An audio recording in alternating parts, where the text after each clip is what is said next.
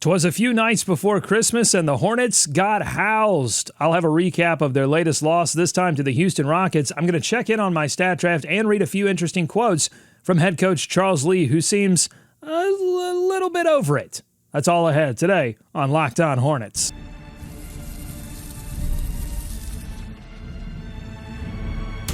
You are Locked On Hornets, your daily Charlotte Hornets podcast. Part of the Locked On Podcast Network. Your team every day. In a minute, cuz we live.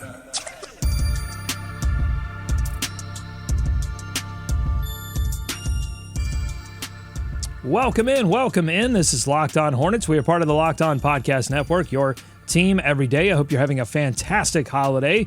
This episode is sponsored by FanDuel. The NFL playoffs are almost here, but it's not too late to get in on the regular season action with FanDuel, because right now new customers can finish the season strong with $250 in bonus bets if you win your first $5 bet. Visit FanDuel.com to get started. Thanks so much for making Locked On Hornets your first listen every day. We are free and daily wherever you get your podcast. That includes YouTube. We also have a free newsletter. Go to LockedOnDaily.com, LockedOnDaily.com. Sign up for that. Okay, I hope you're having a fantastic holiday. The Hornets are not having as great of a holiday. They've lost a ton of games in a row, and if you just take out that Pacers anomaly, it starts to get really ugly. The Hornets fall to the Houston Rockets. I'm going to recap that. We'll talk about some of the issues that are going on with the team. We've got some interesting quotes from Charles Lee, as I mentioned in the open. And then we've been checking in with this thing we did in the preseason called Stat Draft, where David, Walker, and I... That's always confusing because Walker Male's first name, my typical co-host, is the last name of David Walker. But it's David Walker, Walker Male, and I did a stat draft in the preseason where we drafted over-unders for individual Hornets players. So we've checked in on David. We've checked in on Walker's list. So go check those out in the previous episodes. And at the end of today's show, we'll look at where my picks stand.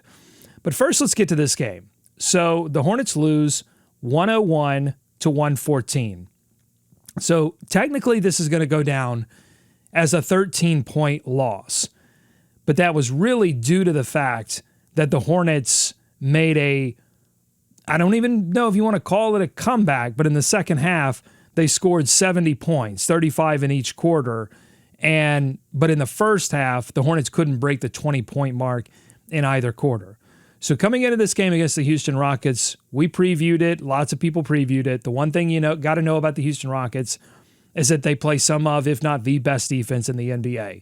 And it's physical, and it's fast, and it's tough. And then offensively, when they drive to the rim, they're not kidding around. So everybody knew that.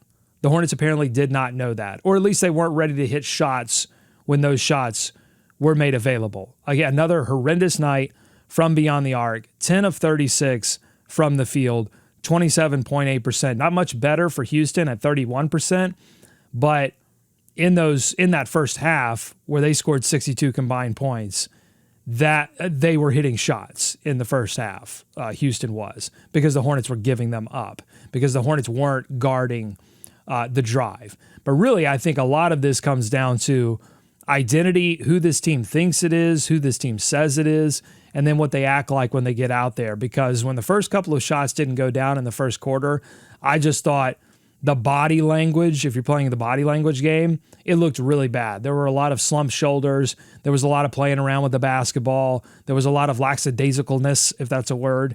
But the Hornets were just atrocious in that first half. Let's pull up some first half stats. So Cody Martin goes 1 of 7 from the field. Miles Bridges goes 1 of 7 from the field. He continued a trend in this game, Miles Bridges did, of being basically absent from the first half offensively and then helping the team make a run to make it respectable. This is 2 straight games now that we've seen this. But they were 2 of 20 from the field from 3. Cody Martin 0 of 4, Miles Bridges 0 of 3, Josh Green 0 of 3 for 0 points in the first half. And then LaMelo Ball, 2 of 6. He did have 10 points to lead the team on 4 of 9 shooting, but only 1 assist because nobody else could hit shots. And you could see him start to get into that mode that we saw him in early in the season where he's like, all right, if no one else is going to hit shots, then I'm just going to take shots. And, of course, Houston knows that. No Brandon Miller for this game, no Trey Mann for this game.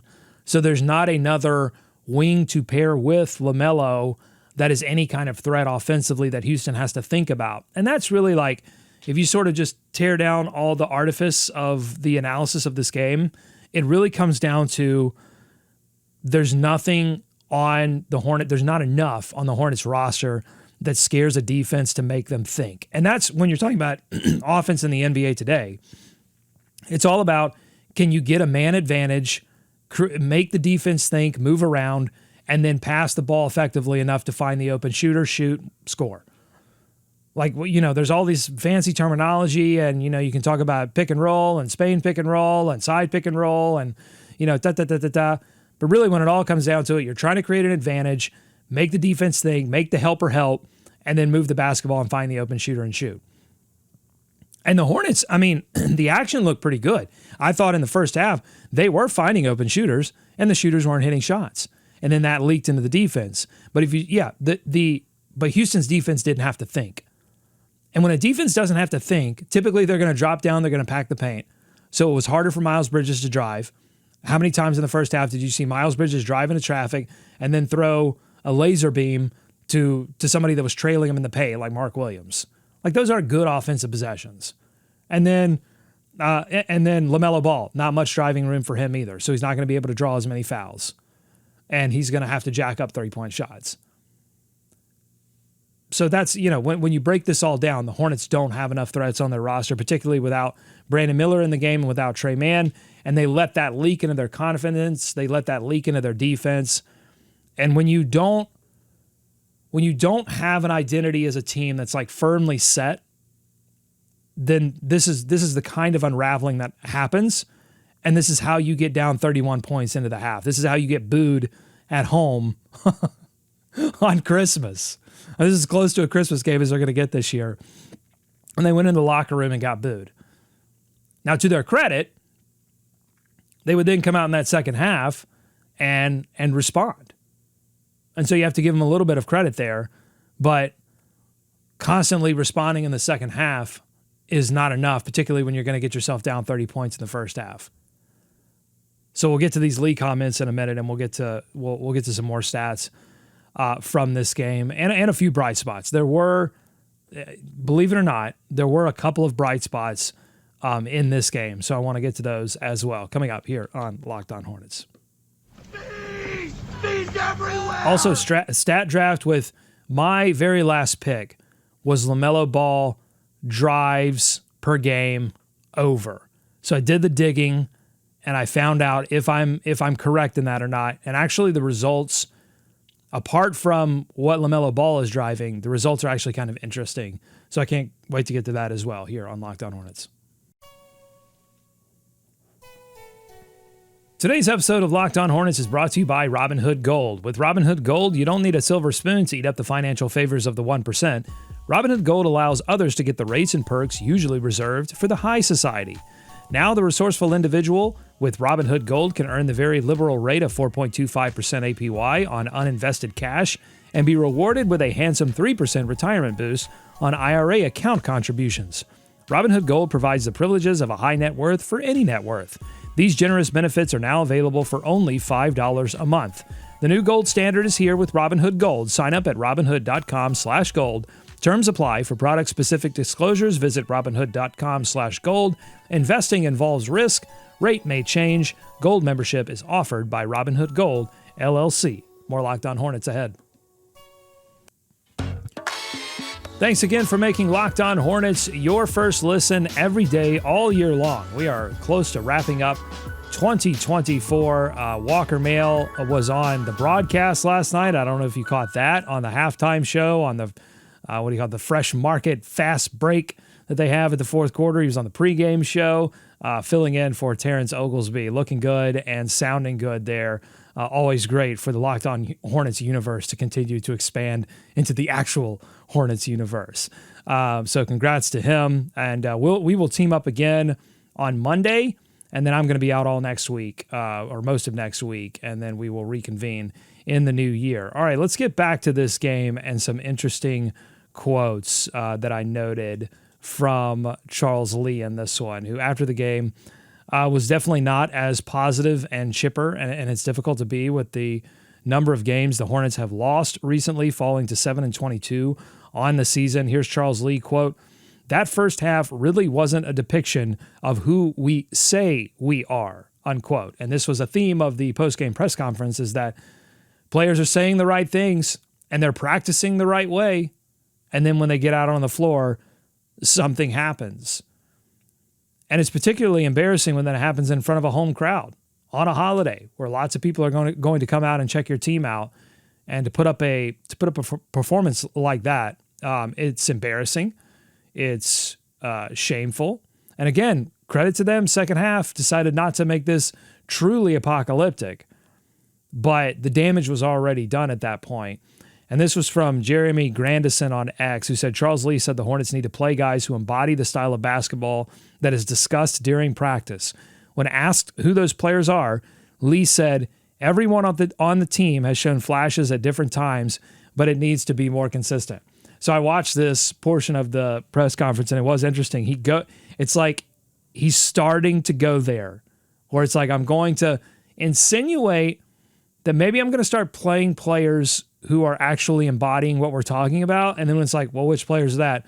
Well, it's a little bit of this, a little bit of that. You can see him like walk it back a little bit. Like, I'm not going to name the 3 or 4 guys who weren't doing the things that we were talking about in practice. I'm not going to put guys on blast yet. And that's a smart thing for a young coach.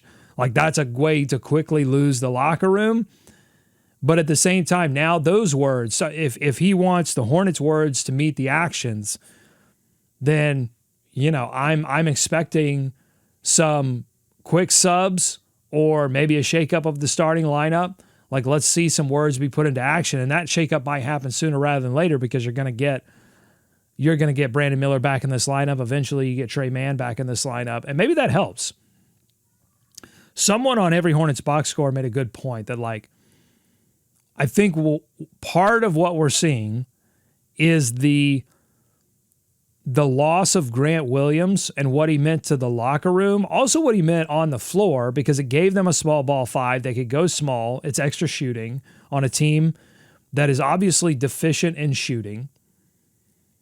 And we're really seeing that absence felt. That maybe, having him on the floor to rally guys. And I will say, like, I saw LaMelo on multiple possessions trying to get the team back on defense, get them organized. So I saw portions of that, but that is the kind of thing I think you have to build up over time. And I don't know if LaMelo has built that up over time enough. It's too often fallen to Terry Rozier, or it's fallen to Brandon Miller, or it's fallen to Miles Bridges, or it's fallen to Grant Williams. And so it's nice to see that from LaMelo Ball, but you just got to see that more consistently. And he has a lot on his shoulders, and it's unfair to ask him to do that when he's the only one out there seemingly hitting shots. But that's the job of superstar. Like, when you look at what all the things that a superstar is responsible for, if you look at the list in totality, you go, that's unfair. One person should not have to shoulder all of that responsibility. LeBron James, Kevin Durant, Steph Curry, Luka Doncic. Early in the season, people were hounding Luka for not hitting shots in the fourth quarter when the game was close. He would score 30 points, grab 10 rebounds, 13 assists, didn't hit the shot in the fourth quarter. What are you doing? Because it's unfair. Being a superstar, if you get to the superstar level, which people think LaMelo can get to, people think Brandon Miller can get there, they have hope for it anyway. Both in the run-up to getting there and then being there, it's all unfair. Just something to think about. So, what does this mean for the season moving forward? Well, now the challenge is twofold. There's a organizational challenge that we've talked about, which is the front office has to make some changes. And the same person that made the Grant Williams point on Substack, you know who you are. They also made another point, which is like this losing that they're doing right now and the way that they're doing it really kind of puts a fine point on this team needs changes. I don't think you can go through what the Hornets are going through right now. If you're the front office, you can look at that and say, well, we make some changes around the edges. We move this guy. We acquire 1, 2. No. Like, that's not going, whatever is wrong with the Hornets, that's not going to fix it. This team does need some fundamental changes, bringing in a set of players that are going to be able to shoot, be able to respond defensively, make defense part of their identity. I mean, this is what Houston went through. Both through the draft and free agency and trades, they used all available tools to assemble a roster of players that would commit on the defensive end, and then they brought in a coach in Ime Udoka who demanded it. And that's, an interesting contrast that we didn't really get a chance to get into before the game, but is interesting to think about after the game, is that you have two coaches, right? In Charles Lee and Ime Udoka, who both have a reputation of demanding excellence on the defensive end of the floor. But you've got Charles Lee so far, who in front of cameras has been a nice guy, positive guy, And then you have Ime Udoka, who I don't know how familiar you are with his press conferences or with his general demeanor, but I'm not saying this as a slight. He's a bleep hole. Like, he's demanding in a pretty vicious way. And that's just in front of the cameras. What happens when the cameras go off and he's in the locker room? You would think that intensity probably goes up. Same with Charles Lee. Like, super positive in front of cameras. That probably is different in practice after a loss like this. But, maybe there's something to be said. But you can't be a bleep hole unless you have a team of bleep holes. Unless you have a team that can hear that and take that and use that as motivation, and not hear that and go sulk, or hear that and talk to their agent, or hear that and, get frustrated. You have to have a team that's fully committed, that's fully bought into the idea of, all right, we are going to be a nasty, dirty team on the defensive end of the floor. The Hornets had teams like that. I mean, the teams under Steve Clifford that fought, clawed, scratched their way to playoff series that they had no business being in, that made crazy second half runs. The 15-16 team, his first Bobcat team with Kemba Walker and Al Jefferson, those teams featured the Chris Douglas Roberts of the world, the Anthony Tollivers of the world, who, weren't giving you a lot on defense, but you could count on for a shot when you needed it. I'm not caping for those times. Like, those were first round playoff blowouts, right? Like, there has to be a way forward from that. But those teams had an identity, and that's what the Hornets are struggling to find now. I promised bright spots. I would say Moussa had a baguette hammer in this one, off the bounce and a Euro step. It was great. He continues to be this team's hustle king. I'll give you his final stat line because it's one of the only ones from the night that doesn't make you vomit. His final stat line for this game was 6 of 6 from the field, and 2 of 4 from the line, 14 points, 5 rebounds. Hornets got totally blitzed on the boards in this one too, 60-44. 21 offensive rebounds allowed to Houston. Like, if you're not going to shoot, you're not going to play defense, you're not going to... What were points in the paint? All right, points in the paint only 54-50. So that again, that's probably a little bit of second half making up for things too. Fast break got beat 22-12. Second chance 17-11, which is kind of amazing. When you give up 21 offensive rebounds in 14 attempts. If you do the math there, that's like 5-ish possessions where you're giving up multiple offensive rebound opportunities for a team. 17 second chance points. Not good.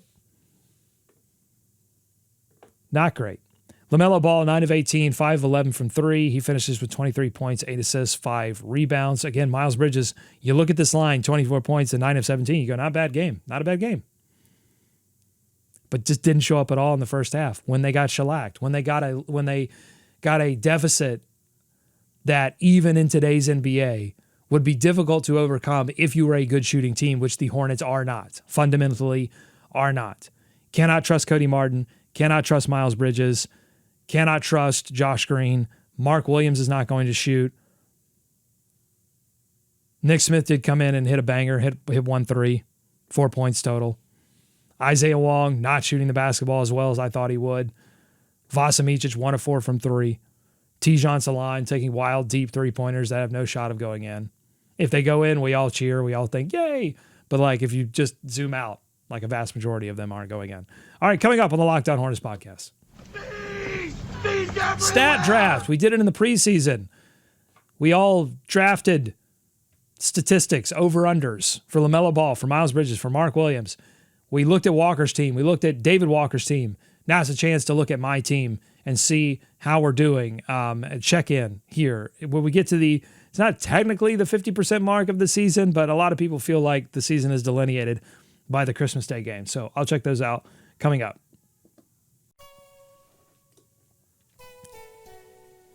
Today's episode of the Locked On Hornets podcast is brought to you by our friends at, drumroll, FanDuel. The NFL playoffs are almost here, but it's not too late to join in on the excitement of the regular season with FanDuel, America's #1 sportsbook. Right now, FanDuel is giving new customers a chance to finish the season strong with $250 in bonus bets when you win your first $5 bet. That's right, just bet $5, and if you win, you're walking away with $250,000 in bonus bets to play with. I love using FanDuel because they make betting easy and they make it fun. From picking which players will score touchdowns to guessing total team points, there's always a way to add some thrill to the game. Whether it's the big plays or the small moments, FanDuel has you covered. So what are you waiting for? Visit FanDuel.com today to join. That's FanDuel.com, where you can get $250 in bonus bets when you win your first $5 bet. Make every moment more with FanDuel, an official sportsbook partner of the NFL. Final segment ahead. All right, it's almost eggnog time, but I've got a final stat here that I found interesting, at least, that I'll send you off into the holiday with. It's our stat draft. I've got 5 over-unders here that I selected that I thought would hit by the end of the year. Let's check in on how they're doing. My first one, LaMelo Ball, games played over 22. I believe that was his 21st game of the season, so I don't want to jinx it. I'm not going to jinx it, in fact. Have no idea if that's going to hit. Don't want to say if it will or not. I'm hopeful, but I have no idea. Over 22. Brandon Miller, 3-point attempts, over 6.7. So I have the statistics here pulled up. And Brandon Miller right now, 3-point attempts, that's going to be way over, right? 11 3-point attempts. Unfortunately, only hitting them at a 35.3% rate. That's been a story this season. 3-point percentage for LaMelo Ball at 34.8%. Miles Bridges, 29%. Your 40% and over 3-point shooters are Trey Mann on good volume, Josh Green on not as good volume, and Seth Curry on not many minutes. And then DeQuan Jeffrey's actually 50% from 3 right now. That's kind of crazy. But he's not getting many minutes either. So those are your 3-point numbers there for the Charlotte Hornets. And over the last 5 games, I don't know if I still have those stats pulled up. I'll see if I can. Oh, yeah. So over the last 5 games, again, 5 losses, 3-point percentage for the team, 24.7%. And it's everybody. LaMelo Ball, 29.7%. There's no one shooting over 35%, except for Nick Smith Jr., who hit that 1-3 last night. Everybody else under 35%. Brandon Miller, 5 of 22. Cody Martin, 5 of 23. Vasa Micic, 5 of 20. Josh Green, 5 of 20. Everybody is putrid from 3 right now, and that really is a lot of the story of what's going on. All right, so Brandon Miller, I'm confident I'm going to hit on that. Josh Green, assists over 2.3. So this was in the scouting report for Josh Green that he was going to be a ball mover. And right now it's at 1.6. And at the time I felt questionable about that. And I think they clowned me a little bit for taking that one. And that's not happening. 1.6 assists per game right now, 2.6 rebounds. I mean, for him, it's all defense. That's all. I don't know that that's all they want from him, but that's all he's giving them right now. And I went back to the well on Brandon Miller, rebounds over 4.3. My general theme here was that Brandon Miller was going to do more in his sophomore season. And he has 5.2 rebounds per game right now. So he's over 4.3. That was his last year. That was last year's mark.